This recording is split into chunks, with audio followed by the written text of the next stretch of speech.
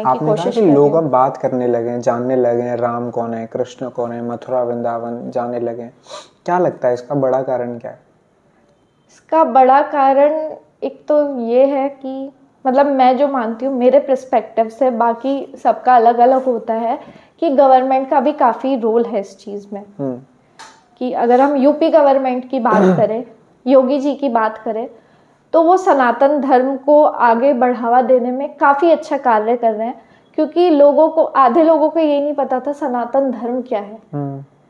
तो जब से वो आए हैं तो उन्होंने काफ़ी सारी चीज़ें चेंज की है। मतलब सबका अपना, मतलब ये नहीं है कि मैं बीजेपी को सपोर्ट करती हूँ इसलिए बोल रही हूँ, बस मैं एक जो उन्होंने कार्य किया है उसको सपोर्ट कर रही हूँ। आप ये कह रहे हो कि योगी जी सनातन धर्म को प्रमोट करते हैं?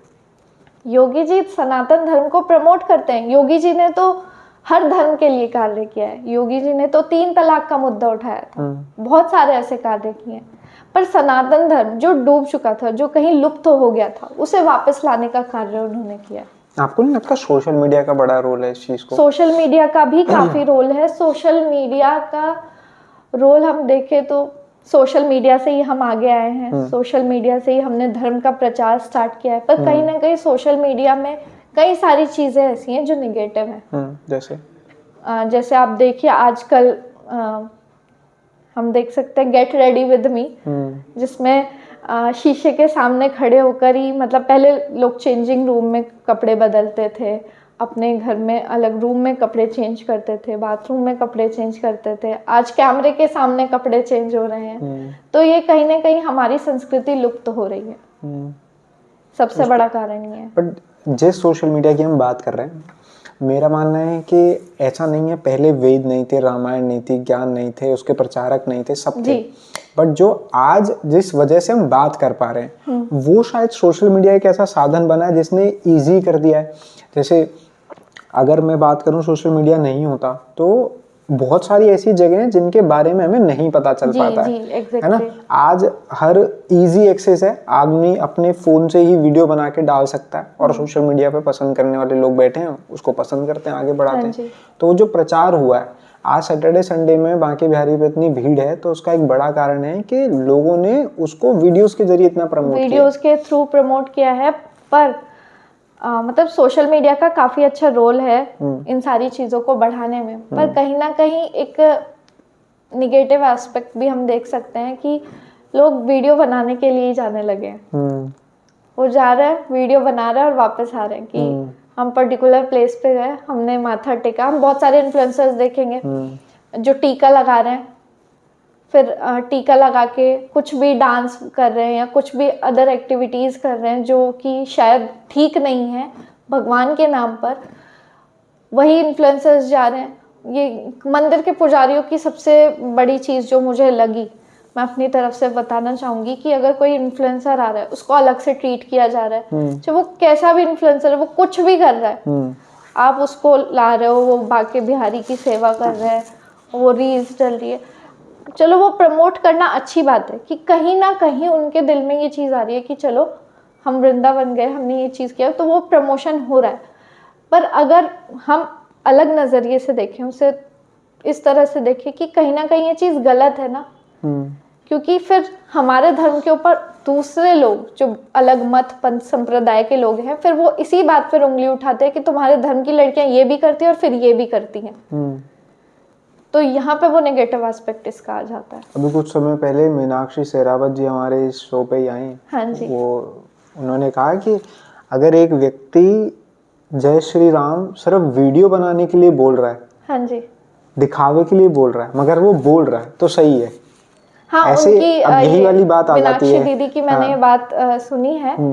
तो हाँ, उनका भी यही, मतलब वही अब ये कॉन्ट्रास्ट हो जाता है ना। आप कह रहे हैं कि अगर वो जा रहा है, तो अगर वो जा रहा है और वो दिखावे के लिए जा रहा है, सिर्फ वीडियो बनाने के लिए जा रहा है, तो वास्तविकता का जो असलियत मकसद है, हाँ जी, वो तो पूरा नहीं हो रहा है। नहीं, वास्तविकता का नहीं हो रहा है। चलो मीनाक्षी दीदी ने जो बात कही वो बिल्कुल सही है, मैं उनकी बात से पूरा एग्री करती हूँ। पर अगर हम उसका नेगेटिव एस्पेक्ट देखें कि कहीं ना कहीं फिर हमारे धर्म पे उंगली उठती है कि आप टीका लगा के पहले तो जय श्री राम के नारे लगा रहे हो, फिर थोड़ी देर बाद आप सारे कपड़े उतार के गेट रेडी विद मी दिखा रहे हो, तो कहीं ना कहीं धर्म पे उंगली उठ जाती है। क्योंकि हमारा धर्म कभी भी ऐसी शिक्षा नहीं देता कि आप अपने कपड़े उतारो और ऐसी हरकतें करो। हमारे धर्म में कहीं ऐसी चीजें नहीं लिखी हैं। क्योंकि लोगों को आसान माध्यम लगने लगा है। जय श्री राम बोलोगे, तिलक लगा लोगे, वीडियो बना लोगे, हाँ, तो लोग तुम्हें रीच पसंद बढ़ाने के लिए बहुत अच्छा लिए। माध्यम है। तो शायद जो पर्सपेक्टिव है, जो एक आप चीज जा रही है। एक लड़की की वीडियो वायरल हुई है कुछ समय पहले, मतलब काफी सारे लोगों ने वीडियोस बनाई है उसके ऊपर। एक टाइम पे वो कह रही है कि जय श्री राम, राम जी आने वाले हैं। थोड़ी देर में वो एक कोई सोशल मीडिया इन्फ्लुएंसर है या I think stand up comedian है, मुनावर फारूकी, वो उसका सपोर्ट कर रही है। तो वही धर्म के ऊपर बात आ गई कि एक जगह तो वो जय श्री राम के नारे लगा रही है, दूसरी तरफ वो किसी और का सपोर्ट कर रही है। तो ये चीजें गड़बड़ है, ये यहाँ पे रीच बढ़ाने वाला ही काम है। तो ऐसे लोगों को कैसे रोका जाएगा? अब ये तो हुआ ना कि राम का इस्तेमाल कर रहे हो तुम, हाँ जी, है ना, अपने कुछ लाइक्स के लिए, कुछ व्यूज के लिए, कुछ फायदे के लिए। तो जो प्रचारक हैं सनातन के, उनको इस बात पे ध्यान देना पड़ेगा ना। हाँ जी, ध्यान तो देना पड़ेगा। हाँ, रोका जाएगा इनको भी मतलब जल्दी। वास्तविकता ये है कि कल को कोई राम को अपने तरीके से ही इस्तेमाल करके चलेगा तो राम की परिभाषाएं बदल जाएंगी। जी। हर व्यक्ति अपने राम को फिर अपने तरीके से देखने लगेगा और अपने अकॉर्डिंग इस्तेमाल करने लगेगा। फिर हमारा सबका एक राम नहीं रह जाएगा। हाँ जी। और उस राम को समझने के लिए इस वाले राम को छोड़ना होगा, जैसे लोग अपने फायदे के लिए इस्तेमाल करते हैं, तो वो बहुत जरूरी है। खैर, आपसे सनातन पे ही बात चर्चा चल रही है। क्या है सनातन?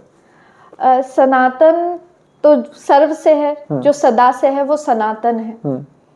सनातन हमारी वैदिक परंपरा को, मतलब वेद कहाँ से आए, वेद कहाँ से स्टार्ट हुए। क्योंकि लोगों का क्या है, हमारे देश में जैसे हम देखें, हमारा घर है, घर को चलाने वाले, जो घर में सबसे बड़ा होता है उसकी सुनी जाती है। तो अब संसार की जब सृष्टि का निर्माण हुआ, तब देखा गया कि अब किसकी सुनी जाए। तब ईश्वरीय वाणी वेद आए, जो श्रुति मतलब सुनी गई, ऋषियों ने सुनी, फिर आगे बढ़ाई। तब उनकी शक्ति भी इतनी होती थी, इतनी पावर उनके अंदर होती थी कि वो सुनते थे और याद हो जाता था। तो वेद आए, वेद का प्रमाण भी है, मैंने इस पे पूरी एक वीडियो भी बनाई हुई है। तो वेदों को क्यों माने, सबका यही सवाल है कि वेदों को क्यों माने, बाकी और चीज़ों को क्यों ना माने। क्योंकि वेद सबसे पुराने हैं। हम अपनी जीवन में बहुत सारी एक्टिविटी करते हैं, रोज सुबह उठते हैं, नहाते हैं, धोते हैं, वो सारी चीज़ें वेदों में पहले से लिखी हैं। तो वो एक तरीके की रूल बुक है। जब सृष्टि का निर्माण हुआ उसके कुछ वर्ष बाद ही उसकी रूल बुक आ गई, तो तब से हमने ये सारी चीज़ें शुरू कर दी। तो यही सनातन है। तो रूल बुक का प्रचलन कम क्यों हो गया समय के अनुसार? वो लोगों ने अपनाया है क्यों? सारी चीज़ें अच्छी चलेगी तो धरती कैसे चलेगी? ये एक कहावत है, कहने की बात है। वेद जब आए, सब कुछ वेदों के अनुसार चल रहा था, सारी चीज़ें अच्छी थी। भारत को सोने की चिड़िया कहा जाता था, बहुत सारी ऐसी चीज़ें थी। पर कुछ लोगों की दुकान नहीं चल रही थी, क्योंकि मनुष्य जो है, उसकी मति, जो उसका मन है, वो चंचल है। वो कभी इधर है तो कभी उधर है। तो मनुष्य ने क्या किया, उनकी दुकान नहीं चल रही थी, कमाया कैसे जाए। तो पाखंड, जिसे हम कह सकते हैं, पाखंड पंडित, ये जादू टोना, उन्होंने अपनी दुकान खोली कि जादू टोना होता है, भूत प्रेत होता है, ये सारी चीज़ें होती हैं। लोग उनके पास जाने लगे। तो हमारी जो संस्कृति थी, हमारी जो चीज़ें थी, इनको लुप्त इन चीज़ों ने किया है। फिर उसके बाद मुगल आए, ब्रिटिशर्स आए, उन्होंने भी पूरा प्रयास किया कि किस तरह सारी चीज़ों को नष्ट किया जाए। तो इस तरह से हमारी संस्कृति कहीं ना कहीं खोती चली गई। वरना हम देखें तो सारी चीज़ें संस्कृत से ही हैं। हम देखें इंग्लिश लैंग्वेज जो हम लोग बोलते हैं या ब्रिटिशर्स बोलते हैं, वो भी सनातन की ही उत्पत्ति है, संस्कृत की उत्पत्ति है। जैसे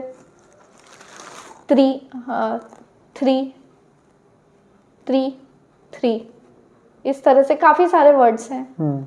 मदर, माँ से आया, फादर, पापा से, मतलब पिता से, ये सारी चीज़ें शुरू हुई वहीं से लेकर। कैसे भारत की कल्पना करते हैं, कैसा भारत देखते हैं आने वाले भविष्य? देखिए, आने वाले भविष्य का भारत जो होना चाहिए वो तो, भारत की अगर हम परिभाषा देखें तो भारत 3 शब्दों से मिलकर बना है। भ, भ, आ और रथ। भा का मतलब भगवान, आ का मतलब आदर और रथ का मतलब प्रेम। मतलब जहाँ भगवान के लिए प्रेम है, आदर है, सम्मान है, वो देश भारत है। तो मैं ऐसा ही भारत देश आगे देखना चाहती हूँ। और अब धीरे धीरे शायद परिवर्तन आ रहा है, राम मंदिर बन रहा है, फिर उसके बाद बारी आएगी मथुरा की। तो ऐसे धीरे धीरे चेंज आएंगे तो हमारा देश शायद पहले की तरह सोने की चिड़िया बन जाए। मंदिर बनाने से? मंदिर बनाने से क्या है कि लोगों की भावनाएं जुड़ी हो इससे। 500 साल लग गए उस मंदिर को बनने में, 500 साल लग गए। लोगों की भावना जुड़ी है, लोगों को रोजगार मिलेगा। अगर हम देखें अभी पीएम मोदी ने रिसेंटली एक सारी चीज़ें बताई, उन्होंने हर एक इंसान को मेंशन उसके अंदर किया, वो चाहे फूल वाला हो, चाहे प्रसाद वाला हो, चाहे रिक्शा वाला हो, चाहे होटल वाले हो, रेस्टोरेंट वाले हो, हर किसी को रोजगार मिल रहा है। और सबसे बड़ी बात एक चीज़ और सामने आई है कि जो अपोजिशन पार्टी थी उन्होंने काफ़ी सारे ब्लेम लगाए कि मंदिर में पैसा लगाने से क्या होगा, स्कूल बना लेते या हॉस्पिटल बना लेते, बहुत सारी अच्छी चीज़ें हो जाती। तो ये जो पैसा लगा है ये लोगों ने दान किया है, और जितना दान, जितना मंदिर के निर्माण के लिए लगा है उससे ज़्यादा लोगों ने दान किया है, क्योंकि वो उनकी श्रद्धा थी, उनके भाव थे कि राम मंदिर बनना चाहिए। तो अब एफडी कराई गई है उस पैसे की आगे के लिए। तो इस तरह से निर्माण हुआ, क्योंकि ये राष्ट्र गौरव का विषय है। अभी हमारे एक रिपोर्टर ग्राउंड पे गए हुए थे जी। लोगों से बात कर रहे थे, तो उन्होंने कहा कि जब चंदा हम सब ने दिया है, हाँ जी, तो वहाँ मोदी के नाम का पत्थर क्यों लगेगा? मोदी अपना नाम क्यों लिखवा रहे हैं राम मंदिर पे? वो तो सबके चंदे से बन रहा है मंदिर। जी जी। क्या कहेंगे उनको? देखिए, ये तो उनका पॉलिटिकल अप्रोच है, तो इस पर मैं क्या ही कह सकती हूँ। आम जनता है वो, है ना? और आम जनता की बात का जवाब देना हम जैसे, आप जैसे इन्फ्लुएंसर का ही काम है। तो मुझे ऐसा लगता है कि कुछ कहना चाहिए आपको। वास्तविकता है कि चंदे से अगर मंदिर बन रहा है जी, तो किसी एक व्यक्ति विशेष का नाम क्यों, और वो भी राजनीतिक व्यक्ति का? तो क्या संदर्भ बनता है? आप आने वाले समय को देखिए, अगर देखा जाए तो कहीं ना कहीं कारण है। अगर लोग कह रहे हैं ऐसा, उनके विचार ऐसे हैं कि हमारा क्यों नहीं, या किस किस का नाम लिखवाएंगे? किसी का मत लिखवाओ मंदिर पर, किसी का, हाँ ये हो सकता है। सड़क का शिलान्यास थोड़ी है कि आपका पत्थर लगेगा। जी जी, मंदिर का उद्घाटन है, वहां तो छोड़ दो। उद्घाटन हमारे देश के प्रधानमंत्री द्वारा हो रहा है, तो कहीं ना कहीं उनका बहुत बड़ा हाथ है उस चीज के पीछे। राम मंदिर बनाने में उनकी मेहनत है इन सारी चीजों के पीछे। तो अगर देखा जाए तो कहीं ना कहीं वो सही है, और अगर लोगों की दृष्टि से देखा जाए तो सही नहीं भी है। तो मेरा कहना मायने नहीं रखता है, क्योंकि सबका अपना अलग अलग दृष्टिकोण है। अगर देखा जाए तो उनकी बहुत मेहनत है उस चीज के पीछे, उन्होंने बहुत कार्य किया है उसके लिए। तो नाम लिखने में ऐसी कोई बड़ी बात नहीं है। आपकी एक वीडियो देखी मैंने, उसमें एक लाइन थी कि एक बार हमारा देश पाकिस्तान, अफगानिस्तान या सीरिया जैसा बने तो वापस भारत नहीं बन पाएगा। यदि सभी सनातनी संगठित होंगे तभी समस्त भारत बनेगा, समर्थ भारत बनेगा। अब इसमें बड़ा अचरज भरी लाइन थी, एक बार हमारा देश पाकिस्तान, अफगानिस्तान या सीरिया जैसा बना। इसका तात्पर्य है कि किसी एक धर्म का देश बनना। हाँ। और हम भारत को अभी क्या कर रहे हैं, एक धर्म तरफ बनाने के लेके ही जा रहे हैं। हिंदू राष्ट्र की जो मांग हो रही है, हिंदू राष्ट्र, तो एक तरफ हम कह रहे हैं कि पाकिस्तान जैसा बना, एक तरफ हम खुद ही पाकिस्तान जैसा बना रहे हैं, एक संप्रदाय, एक धर्म को ओरिएंटेड देश बना रहे हैं। तो हम तो खुद ही पाकिस्तान बन रहे हैं, फिर पाकिस्तान जैसा क्या बनेंगे? तो कैसे डिफाइन करते हैं? देखिए, हमारा जो भारत देश है उसमें बहुत सारे लोग रहते हैं, अलग अलग मत, पंथ, संप्रदाय, मजहब के लोग यहाँ रहते हैं। तो एक तरफ जा रहा है, इससे जो मैंने वीडियो में बोला उससे मेरा इस पे काफ़ी कंट्रोवर्सी भी हुई है। तो इसका मेन मोटिव ये है कि जो भारत है, यहाँ पर जो बाहर से लोग आए, मुगल आए, अफगानी आए, उनसे ये मुग़ल शुरू हुआ, फिर ब्रिटिशर्स आए, सब ने परिवर्तन लाने की कोशिश की, बहुत सारी चीज़ें घटित हुई हमारे देश में। पर एक कन्वर्जन की बात जहाँ जाती है, हमारे देश में इस टाइम पे कन्वर्जन सबसे ज़्यादा हो रहा है। पर अगर हम सनातन धर्म को देखें, सनातन धर्म एक लौता ऐसा धर्म है जिसने कभी भी कन्वर्जन पर जोर नहीं दिया है कि कन्वर्जन किया जाए या इसको बदला जाए। इस चीज़ पे भारत देश ने कभी भी, मतलब सनातन धर्म ने कभी भी जोर नहीं दिया है। तो आप इसे खूबी मानते हैं, कमजोरी मानती हैं? ये तो खूबी है कि कन्वर्जन पर जोर नहीं दिया है। बाकी अगर हम मत पंथ संप्रदाय मजहब के लोगों को देखें तो वो पूरा जोर डालते हैं लोगों के ऊपर कि तुम हमारा धर्म अडॉप्ट करो। अभी यही बात थी कि कोई जा रहा था क्रिश्चियन बनने के लिए, तो उनसे पूछा गया कि हमारे धर्म में क्या खराबी थी जो आप क्रिश्चियन बनने जा रहे हो, सनातन धर्म में क्या खराबी थी? तो उनका जवाब था कि एक तुम्हारे श्री कृष्ण है जो गोपियों के कपड़े लेके पेड़ पे चढ़ जाते हैं, और एक ईसा मसीह जो लोगों के दुखों को लेकर सूली चढ़ गए। तो ऐसे ऐसे तर्क लोग देते हैं जिसकी वजह से कन्वर्जन होता है। उसका कारण क्या है? कृष्ण जी को बहुत बदनाम किया गया। जो देवतुल्य हैं, जो योगी राज हैं, उनको आपने पूरा ही बदल दिया। ये सारी चीजें जो ये मुगलों ने की है, मुगल जब आए उन्होंने पुराणों के साथ छेड़छाड़ की, और ब्रह्मवैवर्त पुराण है, उसमें बहुत सारी ऐसी नेगेटिव चीजें लिखी हैं भगवान श्री कृष्ण के चरित्र के बारे में।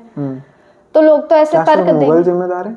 क्या सिर्फ मुगल जिम्मेदार? नहीं, मुगल जिम्मेदार नहीं है। उस टाइम पे मुगल कैसे जिम्मेदार होते?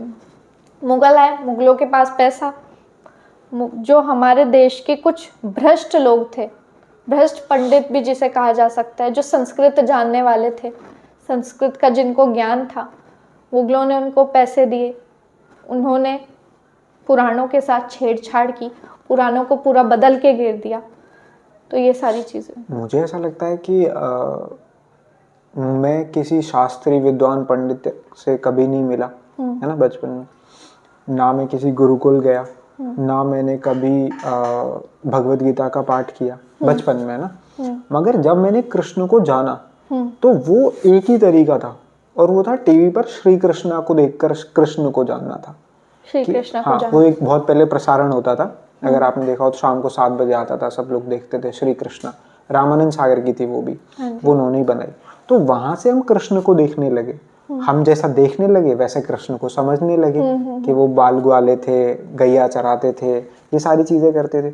तो हमें तो जो पिक्चराइजेशन परोसा गया है वो मुगलों ने तो नहीं परोसा जी, वो तो रामानंद सागर ने बनाया है ना। हम जैसे, मैं अगर अपनी जनरेशन की बात करूं, किसी आगे पीछे नहीं जा रहा हूं, तो हमने तो कृष्ण को वहीं से देख के जाना है जो टीवी पे हमने जैसा देखा है। और जो टीवी पे चीजें बनाई हैं वो हिंदुओं ने ही बनाई हैं। तो हम तो खुद ही अपने भगवान को ऐसे दिखा रहे हैं, अगर आप कह रही हैं कि वो गलत है।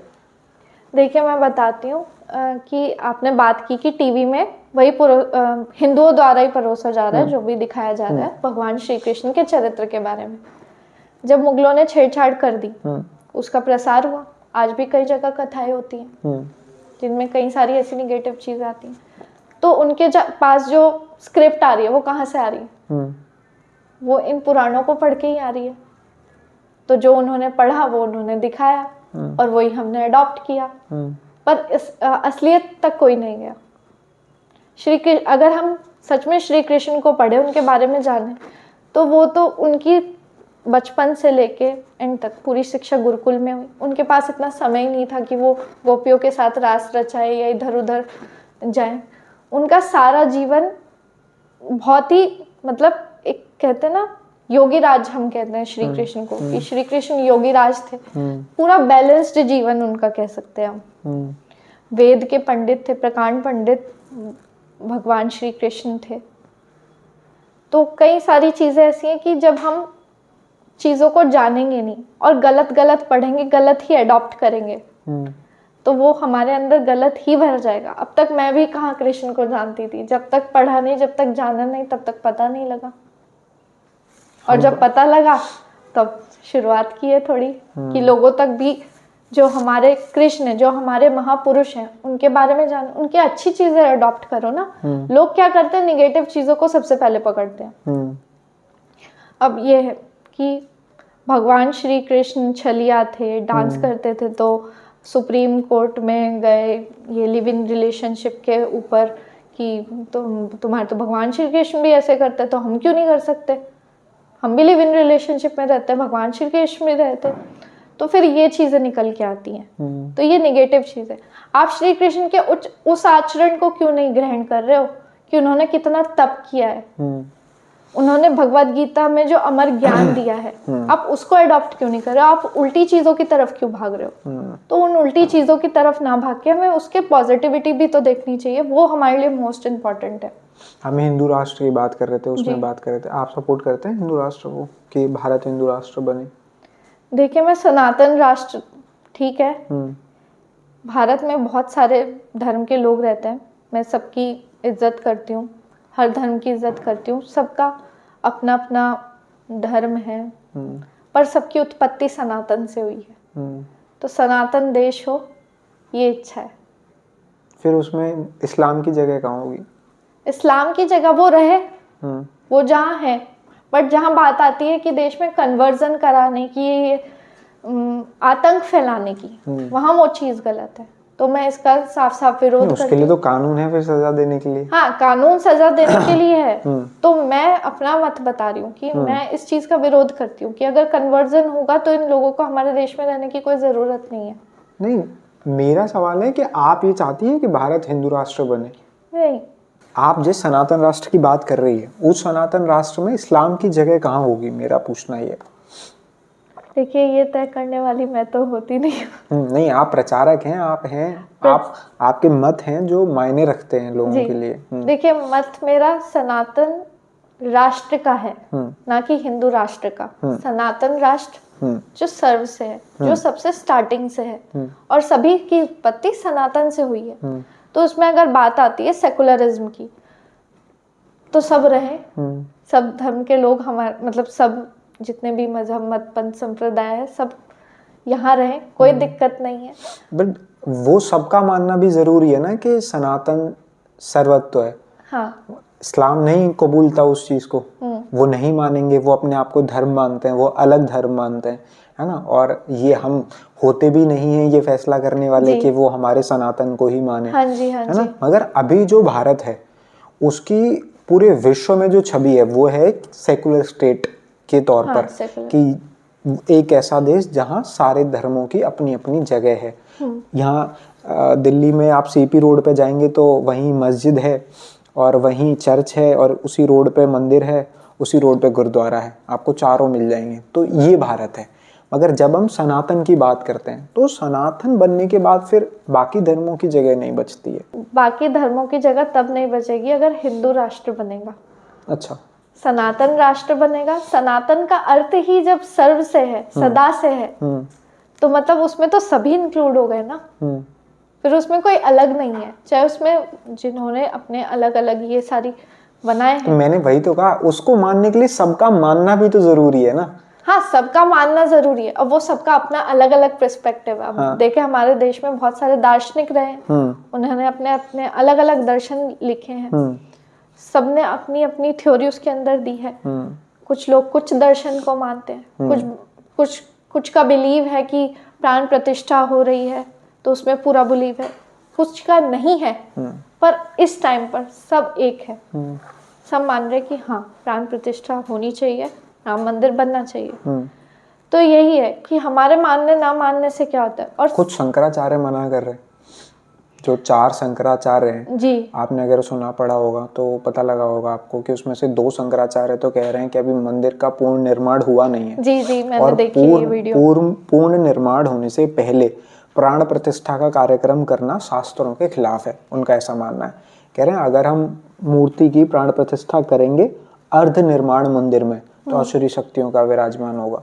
देखिए, अगर हम वेदों से रिलेटेड बात करें या वेद के एस्पेक्ट से देखें तो प्राण प्रतिष्ठा का कहीं पे भी वर्णन नहीं है। वेद नहीं कहता कि आप कोई भी मूर्ति पूजा करो या प्राण प्रतिष्ठा करो। प्राण प्रतिष्ठा का मतलब प्राण डाल देना किसी चीज के अंदर। तो अब हमारे देश में, जैसा कि मैंने कहा, बहुत सारे दर्शन जानने वाले लोग हैं, सबके अपना अलग अलग पर्सपेक्टिव है, कोई मानता है कोई नहीं मानता है। तो इस टाइम पे मैंने बोला कि राष्ट्र गौरव का विषय है, तो सब उस चीज़ को मान रहे हैं कि भगवान राम का प्राण प्रतिष्ठा समारोह होना चाहिए। अब शास्त्रों के विरुद्ध जो बात हुई कि शंकराचार्य जी कह रहे हैं, या मैंने भी ये वीडियो देखी है कि वो इस चीज़ से इनकार कर रहे हैं कि अभी पूर्ण निर्माण नहीं हुआ है पर राम जी को लाया जा रहा है। जनता खुश है कि राम मंदिर आ रहा है, जल्दी आ रहा है, जल्द बन रहा है। तो उसमें अगर हम देखा जाए कि राम आ रहे हैं, चाहे वो किसी भी रूप में आए, किसी भी दिन आए, कैसे भी आए, उसमें तिथि समय से कोई फर्क ही नहीं पड़ता।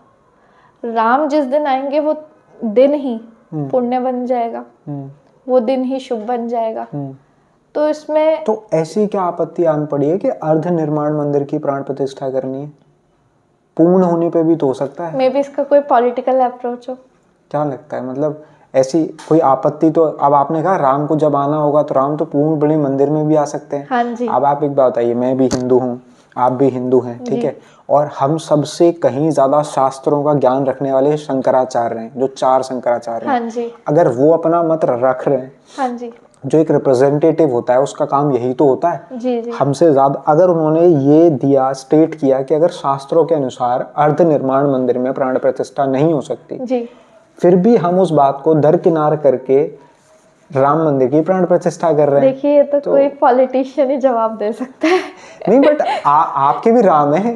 हाँ जी। सिर्फ पॉलिटिशियन होना जरूरी देखिए नहीं है। मैंने अपना पर्सपेक्टिव बता दिया कि राम जी जब आएंगे तो वो दिन ही शुभ हो जाएगा, चाहे वो किसी भी दिन आए। अब राम जी 22 जनवरी को आ रहे हैं तो वो दिन भी शुभ ही है। बट ये तो बहुत कॉमन सा सेंस है ना कि पूरे बड़े मंदिर में भी तो आ सकते थे, 4 महीने बाद भी आ सकते थे। हाँ, आ सकते थे, तभी तो मैं बोल रही हूँ कि इसके पीछे मे बी कि कोई पॉलिटिकल रीजन हो, इलेक्शंस भी नजदीक हैं, तो ये भी हम मान सकते हैं। आप बच रहे हैं बोलने से धीरे धीरे। नहीं, वो पॉलिटिकल क्वेश्चन है ना थोड़ा। नहीं, बट वास्तविकता है ना, मतलब एक आम आदमी भी तो ये बात सोचेगा ही ना कि ऐसी क्या आपत्ति आन पड़ी है कि बिना मंदिर में पूरा ये हुए। चीज तो सोचने वाली है। मैं भी अभी कुछ दिन पहले सोच रही कि 22 जनवरी को ही क्यों हो रहा है निर्माण, मैंने भी सोचा। और दूसरी बात, जो ट्रस्ट है, मैं अभी पढ़ रहा था तो मुझे पता लगा कि उस मंदिर को बनाने के लिए 1100 करोड़ रुपए की जरूरत थी, बट जब चंदा हुआ तो 5500 करोड़ रुपए आया। हाँ, वो 5 गुना ज्यादा पैसा आया। तो मतलब पैसे की तो कमी नहीं थी जी। और प्रधानमंत्री जी इन्वॉल्व हैं तो परमिशंस की भी कोई कमी नहीं रही होगी। फिर तय डेट के अकॉर्डिंग वो कंप्लीट क्यों नहीं हुआ? मुझे तो लगता है ये बड़ा सवाल है। 3-4 साल जब समय था, कोई अगर, अब ऐसा तो है नहीं कि मैंने आपने किसी अनपढ़ व्यक्ति ने डेट डिसाइड कर दी होगी कि इस डेट को प्राण प्रतिष्ठा कार्यक्रम होगा। एक कैलकुलेशन की गई होगी, जैसे हम मैथ के सवाल में पढ़ते थे 2 कारीगर इतने घर को इतनी देर में बनाते हैं तो 10 कारीगर मिलके कितनी देर में बनाएंगे, तो उसका एक जवाब होता था ना एक्यूरेट, ऐसे ये निकाला गया होगा। तो उसमें फिर फेलियर है उस मैनेजमेंट का, अगर वो समय से मंदिर का निर्माण नहीं कर पाए। और मुझे लगता है कि आस्था से जुड़ा मामला है तो सोचना समझना भी चाहिए। अगर आपके शंकराचार्य अभी भी वहाँ पे क्रेविंग चल रही है उसकी, मतलब वो बना रहे हैं अभी भी। हाँ, अभी भी निर्माण चल ही रहा है। मुझे लगता है 22 तारीख तक भी चलेगा ही कंटिन्यूस, क्योंकि वो पूर्ण हुआ ही नहीं है। तो लगे दिन रात करने में, कहीं ना कहीं तो कोई मिस्टेक है।